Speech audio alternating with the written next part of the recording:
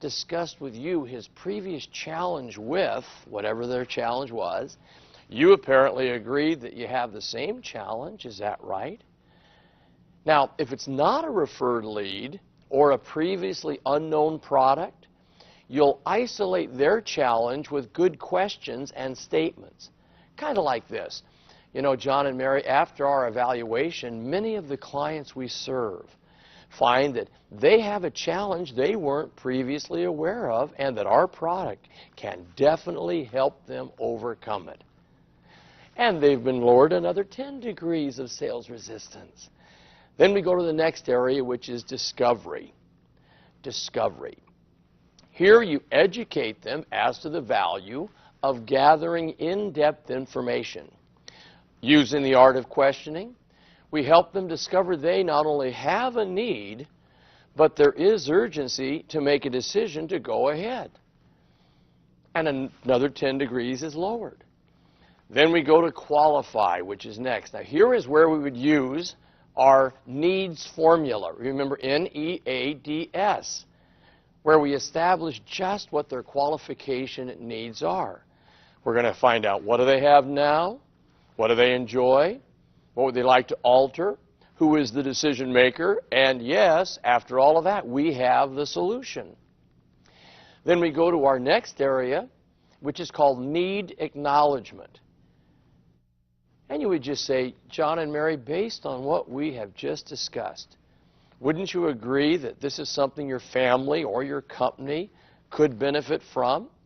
See, all we're doing here is getting them to acknowledge there could be a need.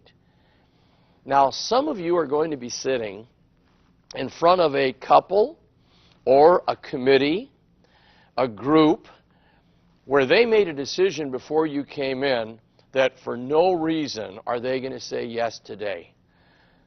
Now, you'll have some people so strong in this area that you'll feel it when you first walk in. I mean, I sit down and I've done these steps and I can just tell because I'm not getting much input from them. So I say to myself, well, number 10 is very important here, our next step, and that's called pact acknowledgement. And it might go like this. John and Mary, I'll bet when you set the appointment to see us tonight, you didn't say to yourself, this is wonderful. We're going to spend money and invest in a new product tonight. Did you? In fact, it's more likely you may have agreed with each other that you weren't spending any money and that you weren't buying anything.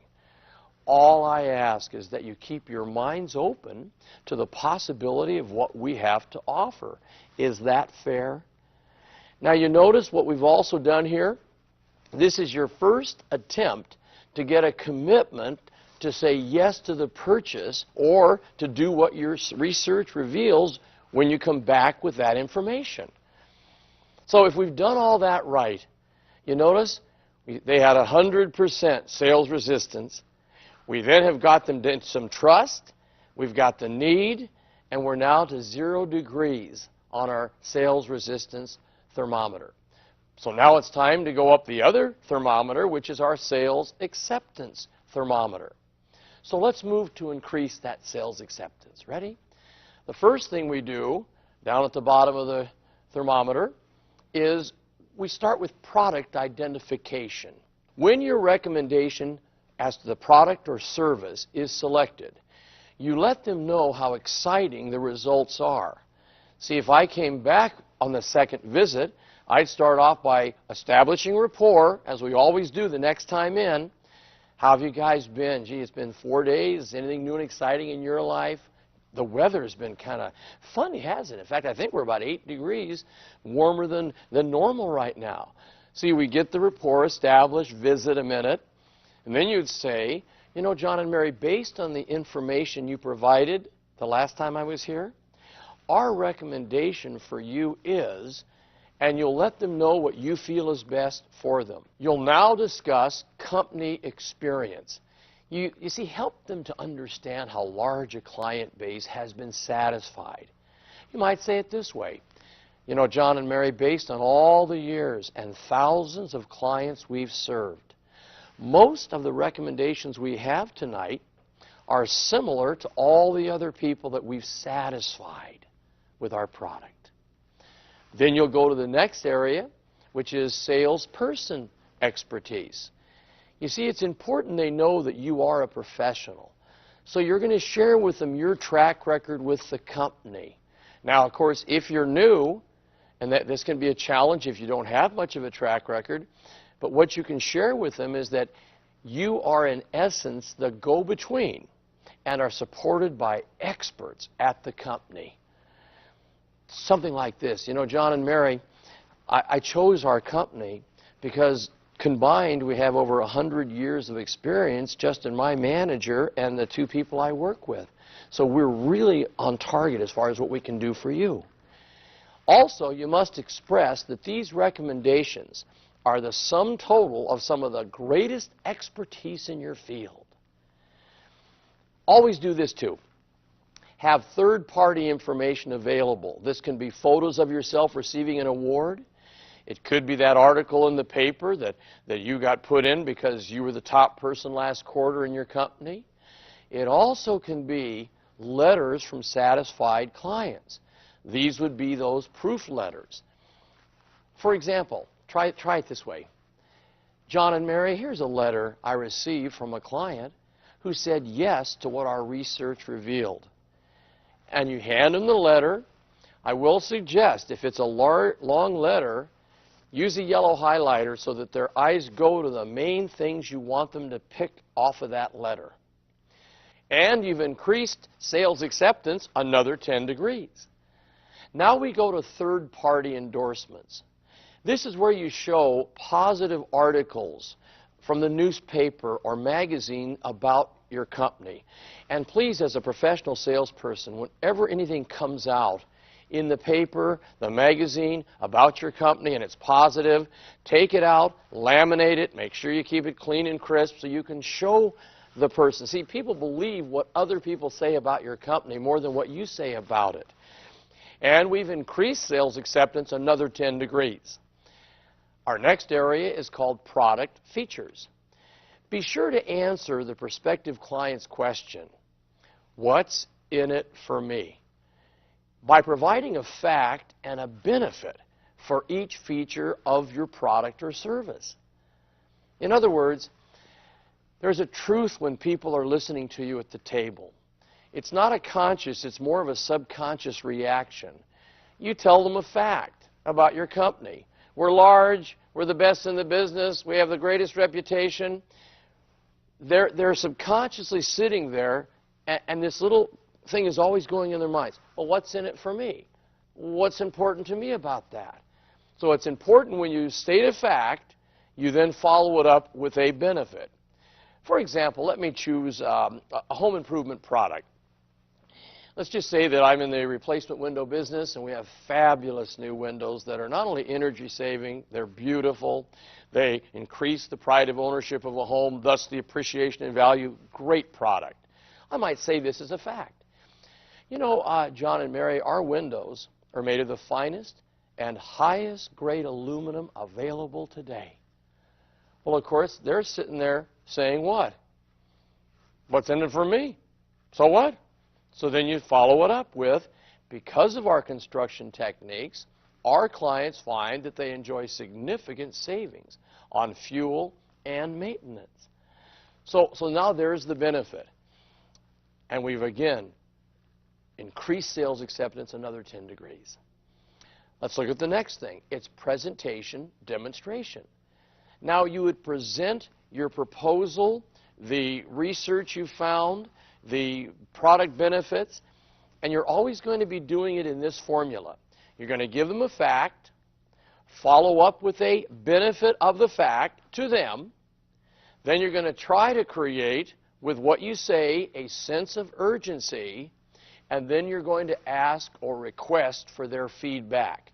So again, fact, benefit, urgency, request for feedback. Kind of like this. Ready? You know, John and Mary, as we mentioned earlier, our windows are of a very high quality. What that means to you is that you'll spend more time enjoying the view through them than maintaining them and working on them. And you know, with our special fall promotion, you'll save an additional 20% on installation.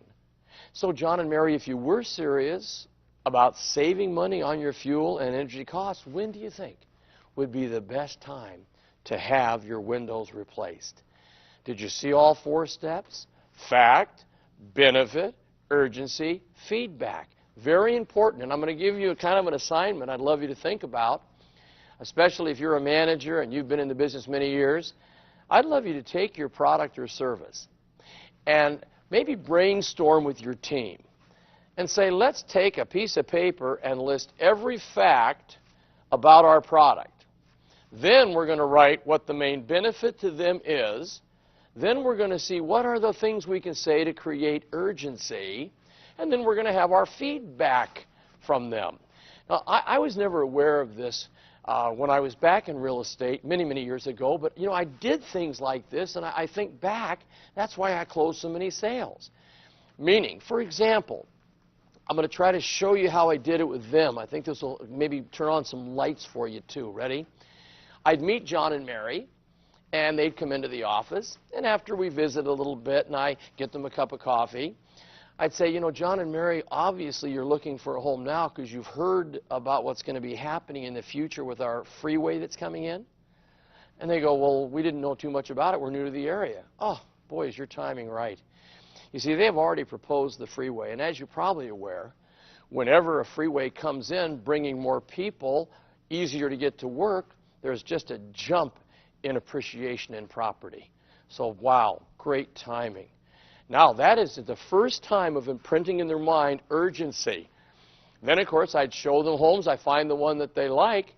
And I would then say, after benefits of the property, benefits of the location, I'd simply say, well, based on what I told you about the freeway and this home being in such a great location, being in the school district you wanted, when do you think the best time would be to see if they'll go along with us and accept what you'd like to pay for the home?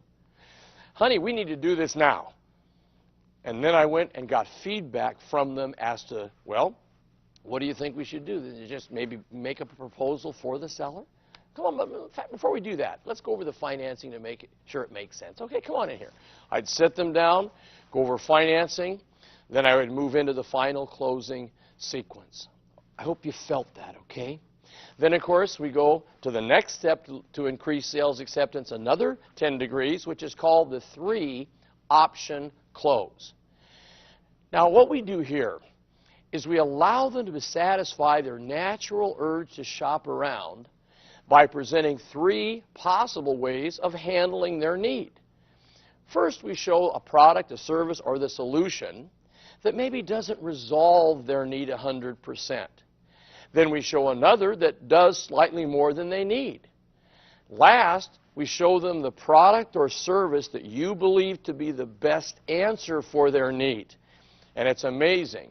They will choose 70% of the time the one you put in the middle of your presentation as you show them the 3 options. Then, of course, we've now increased sales acceptance another 10 degrees. We'll go to the next area, which is called break the pact. Now, if you remember back, in our sales resistance formula, we had them acknowledge they may have made a pact. Now we're going to break it, kind of like this. Ready? John and Mary, do you remember how we joked earlier about how you both possibly made a commitment to do nothing about your needs tonight? Mary, I'm going to ask you first. How do you feel about what our research revealed? Now, with that one little question, you listen to the answer and notice the other party's reaction. Then you ask the same question of the second decision maker. John, how are you feeling? See, each will see the other moving forward, agreeing to the proposal, and the pact will be broken. You might say it like this. You know, John and Mary, after what you've seen here tonight, do you think it might be wise to release each other from the commitment to do nothing if what we're offering truly makes sense to you and your family? Just that one little sentence, and they'll break the pact, and you've closed the transaction. And we've increased it 10 more degrees. Then we go to the next area, which is called trial summary. Now, what trial summary is is you now just tell them a summarization of all the things they've agreed are important to them. You just say this: so John and Mary, based on that, let's summarize. We've agreed that it makes sense to replace the windows for the appreciation of the value of your home, to lower your energy costs, which are skyrocketing in our country, to, of course, get it done before the summer so we have even more savings. And I would hit 2 or 3 more on that one product or service. Then you just simply say, John, so at this point, don't you agree it's a wise decision to get started this week? You know, Tom, I sure do. I think it's something we should do. And then, of course, you then move right to the next step, which is called the investment close. In other words, we now ask for the money. You just smile and say, so to get started right now, we'll need a check in the amount of, and we'll get your approval right here on our paperwork. Oh, I hope that you will work on these 2 thermometers. I also hope that you'll take each step, and if it's not quite right for your product or service, that's one of your goals in the training, to tailor make it. For you that are brand new, a lot of this may not have a lot of meaning till you get to the table or the desk of presentation numerous times. That's why it's so important you review it. You take your workbook, you analyze the 10 steps of reducing sales resistance, the 10 increasing sales acceptance. You make all this part of your presentation, and I promise you, you'll be stronger at the table in presenting. You'll handle areas of concern better. You'll close more sales. You'll get more referrals. Your income will go up, and that's what this is all about. Don't you agree?